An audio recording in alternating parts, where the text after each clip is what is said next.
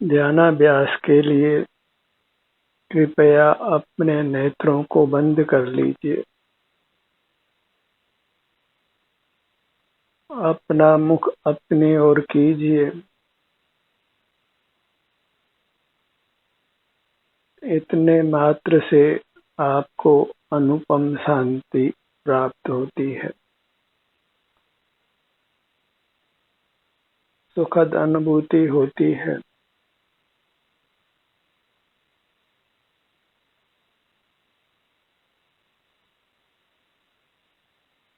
अपने सिर से पांव तक यह आपकी चैतन्य मूर्ति है, जो आनंद भवन है, आनंद का स्रोत है।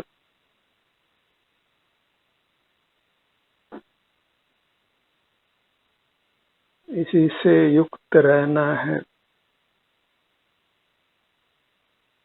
कुछ इंद्रिय व्यापार नहीं करना है, मन का व्यापार भी नहीं, वचन चेष्टा भी नहीं, काय चेष्टा भी नहीं।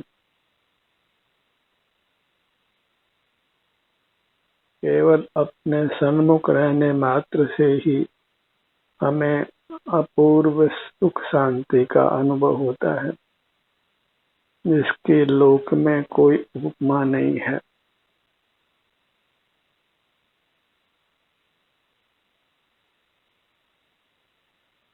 अत्यंत विश्राम मिलता है अपने स्वरूप में, अपने आभ्यंतर शरीर में। उत्तम स्वास्थ्य की प्राप्ति होती है। सर्व चिंताओं से मुक्ति मिलती है। सर्व कषायों से, सर्व पाप परिणामों से हम मुक्त होते हैं।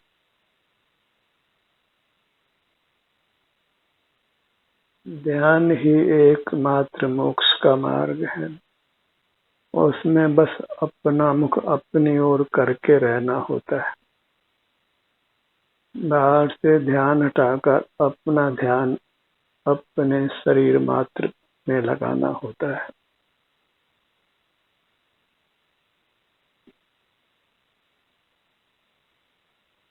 नेत्रों को बंद करने पर मूर्त शरीर दिखाई नहीं देता। अपने अमूर्त स्वरूप के ही सुख का अनुभव होता है।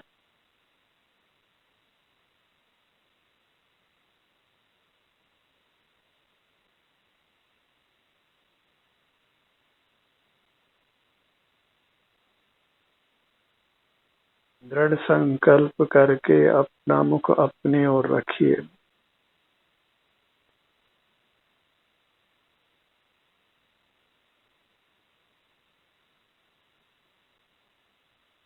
बाहर के प्रलोभनों से अपने आप को छुड़ाइए। बाहर में सुख सा लगता है, तथापि वह सुख दुख से भरा है।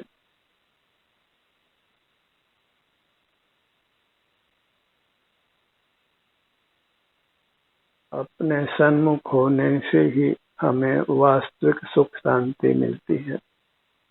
उत्तम स्वास्थ्य और अतीन्द्रिय सुख मिलता है।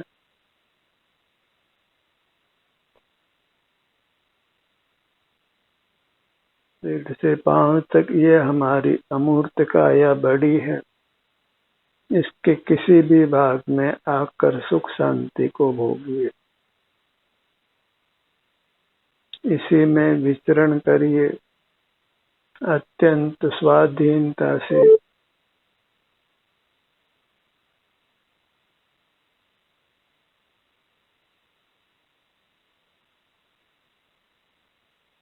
बाहर के पदार्थों से राग द्वेष करने से कुछ सुख की सिद्धि नहीं है, और बहिर्मुख होने पर बाह्य पदार्थों से राग द्वेष हो ही जाता है। इसलिए बहिर्मुखता को छोड़ना है।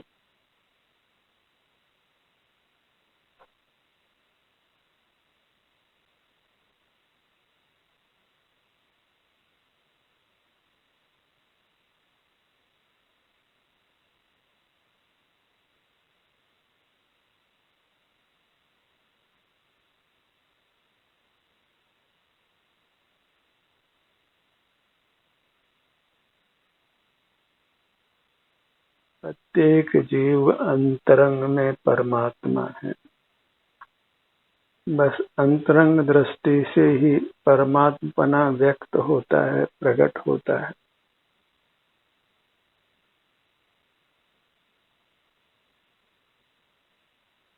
परमात्मा ही उत्तम सुख का अनुभव करते हैं।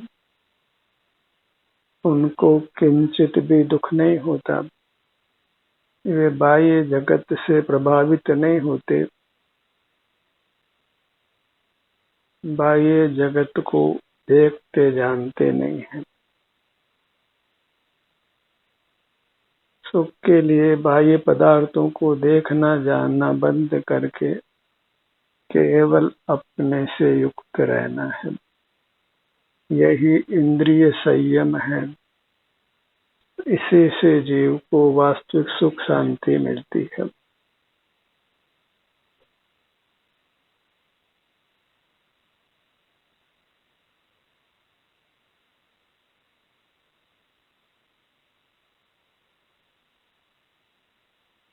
ध्यान शब्दातीत है, निर्विकल्प है,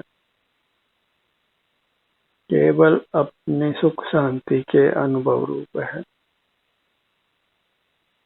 कुछ भी विचार नहीं करना है। किसी भी जगत के पदार्थ का स्मरण नहीं करना है। अपने सिर से पैरों तक ही अपनी दृष्टि को लाकर यहीं बनाए रखना है। अपना ही आस्वादन करना है। आनंद का आस्वादन, शांति का आस्वादन।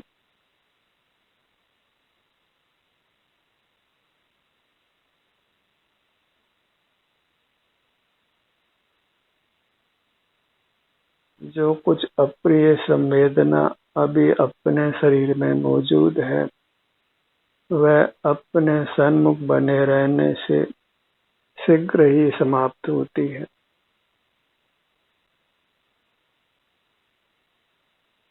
अपने सन्मुख रहने से हम रोगों से बचते हैं, और कोई रोग हो तो रोगों से भी मुक्ति होती है।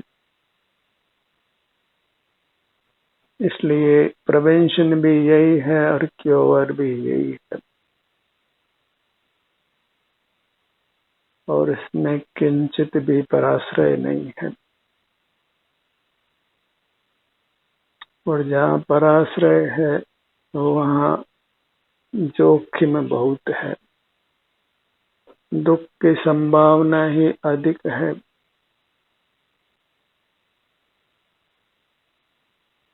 पराधीन सपने सुख नाही। पर परी है, वह अपना नहीं होता, और सुख अपने से ही प्राप्त किया जा सकता है।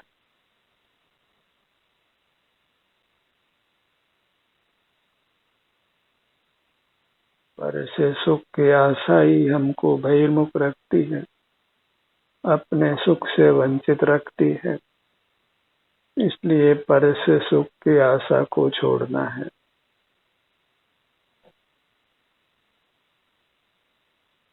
अपना परिचय ही सुखरूप है, और पर परिचय में निरंतर आकुलता है। स्वास्थ्य की हानि है।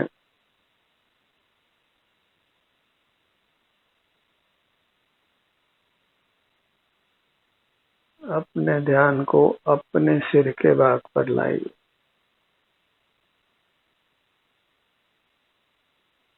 अपने ऊपर की सीमा को अच्छी तरह पहचान लीजिए। इसके ऊपर के पदार्थों को देखना जानना नहीं है।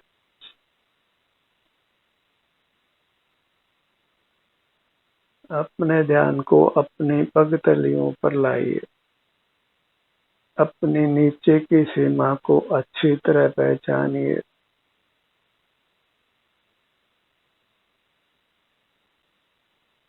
अपने मध्य भाग में आइए, नाभि के स्थान पर। अपने मध्य भाग को अच्छी तरह पहचानिए।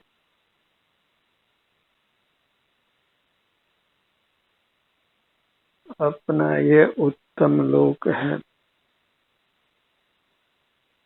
नाभि से ऊपर ऊर्ध्वलोक है, नाभि के समानांतर मध्य लोक है और नाभि से नीचे पकतली तक अधोलोक है।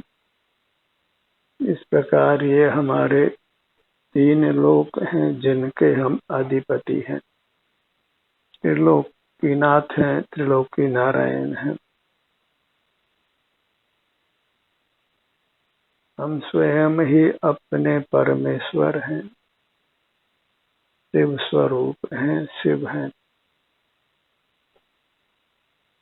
अपनी मुद्रा ही हमको सुख देती है, इसलिए हम स्वयं ही आनंददाता परमात्मा हैं। अपने से ही सुख की आशा लगाइए और अपने सन्मुख ही रहिए। आप कभी निराश नहीं होंगे। आपके सुख की मनोकामना अपने सन्मुख होने से ही पूर्ण होती है।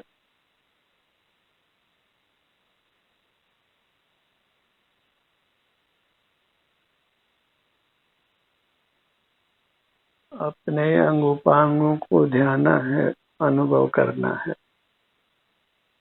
इसलिए अपने मन में अपने अंगों के नाम को लीजिए और अपने ध्यान को उन अंगों पर ले जाइए। इतना सा मुक्ति का पुरुषार्थ है, सुख का पुरुषार्थ है। तो भैया आप जब चाहें तब कर सकते हैं, कोई समय का प्रतिबंध नहीं है। खाली पेट हो कि पेट भरा हुआ हो, दिन हो कि रात्रि हो, प्रातः का समय हो कि मध्य का समय हो या रात्रि का समय हो,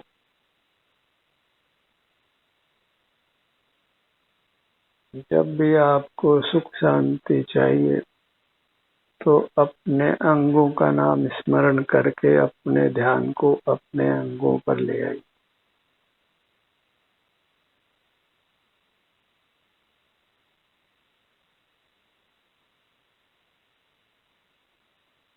इससे अवश्य ही सकल दुखों की निवृत्ति होकर सकल सुख की प्राप्ति होती है।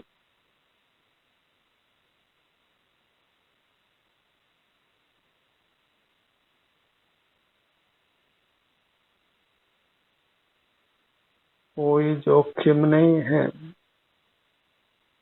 अवश्य ही हम सुख शांति को प्राप्त करते। संसार सागर को पार होते हैं, सकल दुखों से मुक्त होकर परमात्मा होते हैं। सुख हमारा ही स्वभाव है, इसलिए अपने ही सन्मुख रहना है, फिर अपना कोई भी भाग क्यों न हो। हम एक अखंड चैतन्य मूर्ति हैं और संपूर्ण ही मूर्ति सुखदायक है।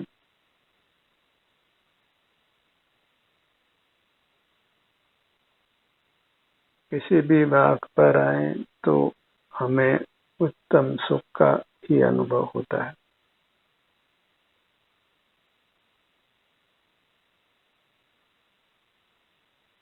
न परिग्रह का अर्जन करना है, न रक्षण करना है, न भोग करना है।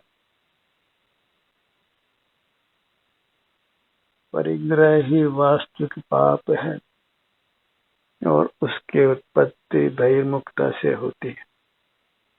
इसलिए बहिर्मुखता ही परिग्रह है। मूर्त पदार्थों को देखना जानना ही परिग्रह नामक महापाप है।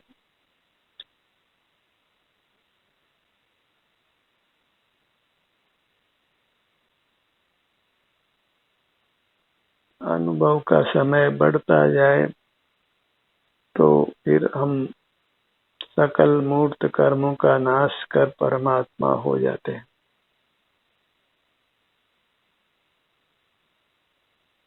अपने ध्यान को अपने ललाट के भाग पर लाइए।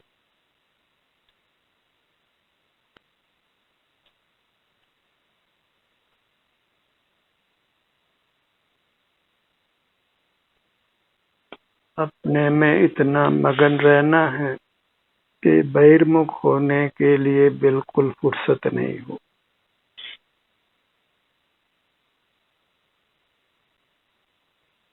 किंचित भी बहिर्मुखता हमारे लिए हितकारी नहीं है।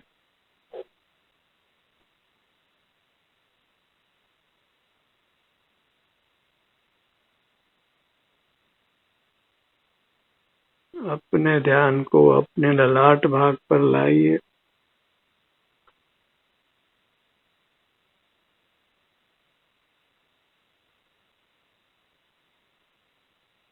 यही स्वावलंबन है। किसी से सुख मांगना नहीं है, किसी से सुख की आशा लगाना नहीं है। अत्यंत स्वाभिमानी रहिए, स्वावलंबी रहिए।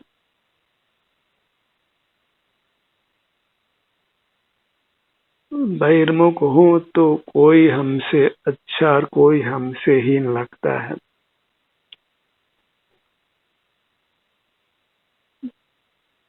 अहंकार पैदा होता है या पामरता का बोध होता है, और अपने सन्मुख होने पर न अहंकार है न पामरता है।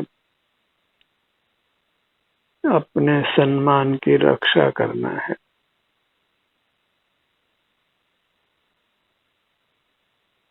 जो अपने सन्मुख रहता है वही लोक में सर्वश्रेष्ठ होता है। नेत्र युगल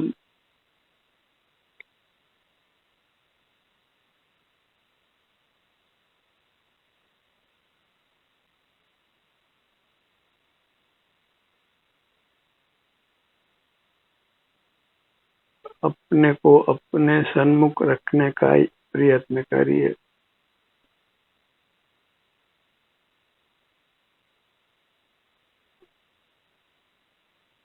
और फिर इस प्रकार सकल कर्मों का नाश करके अनंत काल तक परमात्मा होकर रहिए। लौकिक पढ़ाई का फल तो मृत्यु पर्यंत ही मिलता है, पर अपने अनुभव का फल अनंत काल तक मिलता है।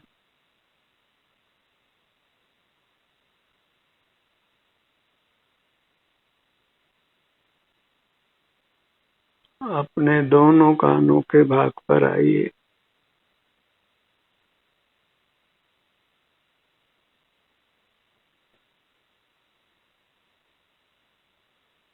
बहिर्मुखता में दुखों का पार नहीं है, और अंतर्मुखता में सुख का पार नहीं है।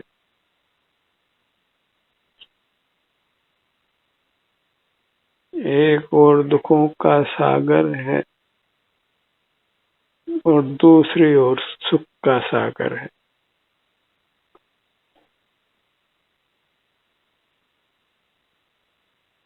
बहिर्मुखता में दुखों का सागर है और अंतर्मुखता में सुख का सागर है।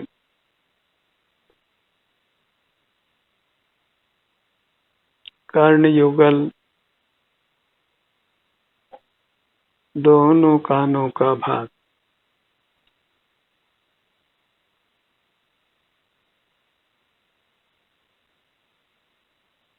अपने ध्यान को अपने नासिका भाग पर लाइए।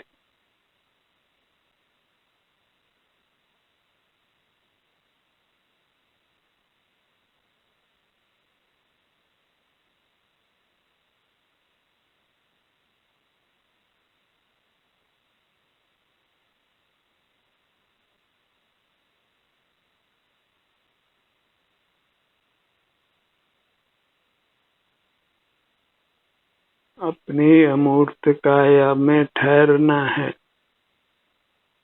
विश्राम करना है। लोक में आराम को हराम कहते हैं, पर मोक्ष मार्ग में आराम ही अमृत है।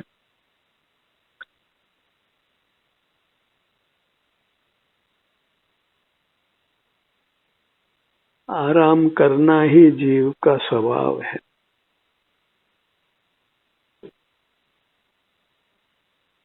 और अपने सन्मुख होने मात्र से ही आराम का अनुभव होता है।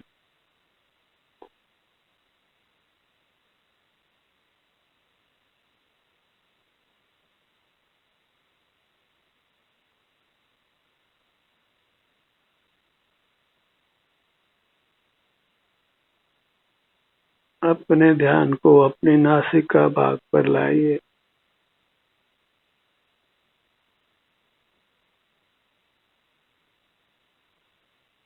दोनों नथनों का भाग। न शास्त्र पढ़ना है, न शास्त्र सुनना है, न शास्त्र लिखना है, बस अपने सन्मुख रहना है।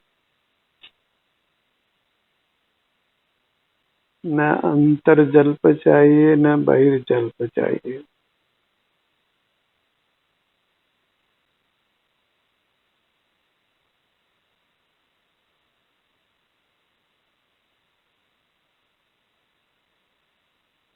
अपने ध्यान को अपने दोनों होठों के भाग पर लाइए।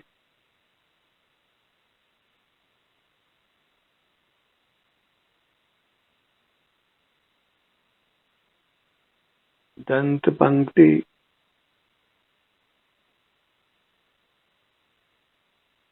जिह्वा, तालु,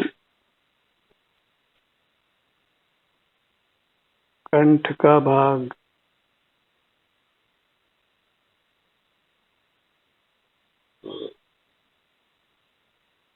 इसी प्रकार अपने अंग उपांगों पर अपना ध्यान लाना है। और यहाँ पर जो भी सुख स्वास्थ्य की स्थिति है उसको भोगते हुए रहना है।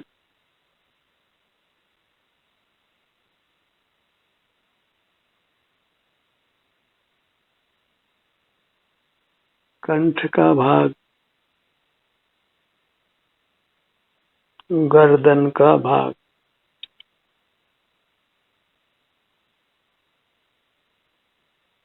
बाहर की कथाओं में रुचि नहीं लेना है। बाहर की कथाएं सब भी कथा है। एक स्वानुभव की कथा ही उत्तम कथा है, जो निर्विकल्प है, शब्दातीत है।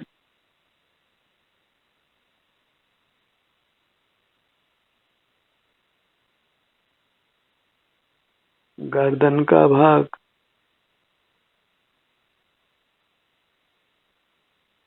अपने ध्यान को अपने विशाल धड़ के भाग पर लाइए।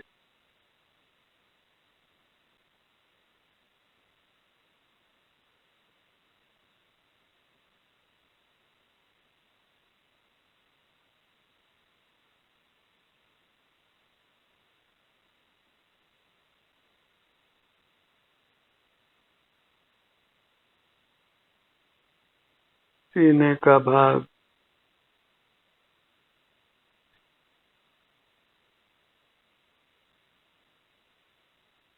उद्गल परमाणु अत्यंत सूक्ष्म है, न इंद्रिय गोचर है, न कोई मशीन गोचर है, पर अपने अमूर्त काया विशाल है और अपने अनुभव में आती है।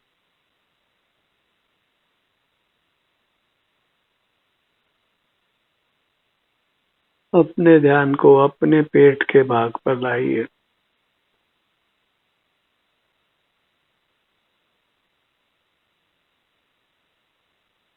हर अंग को स्वस्थ रखने की हमारी जिम्मेदारी है और उसके लिए अपने ध्यान को हर अंग पर लाना है।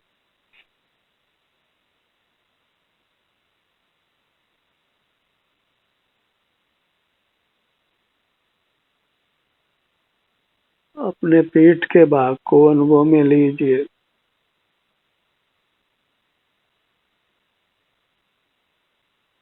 बायां कंधा, दायां कंधा, बाएं कंधे से दाएं कंधे तक।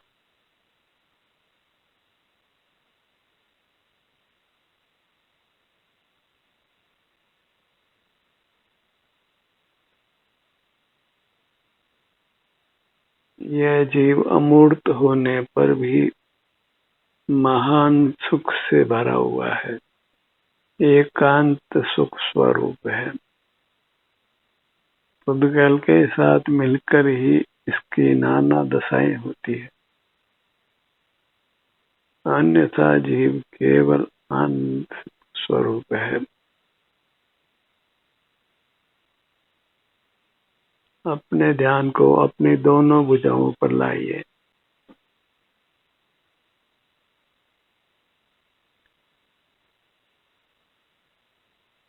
अपने अंगुलियों के अग्रभाग से लेकर कंधे तक पहुंचिए।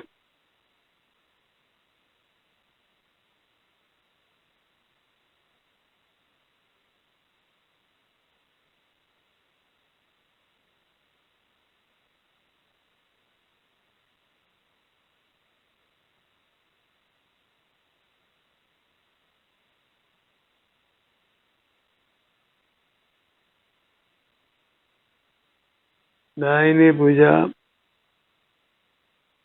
बाईं भुजा, दायां पैर, बायां पैर,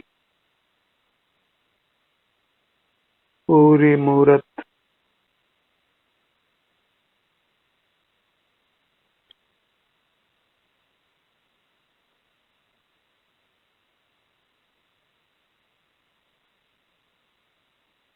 अपने से विमुख रहकर ही जीव नाना दुखों को भोगता है और अपने सन्मुख होकर फिर अपने सुख को पा लेता है।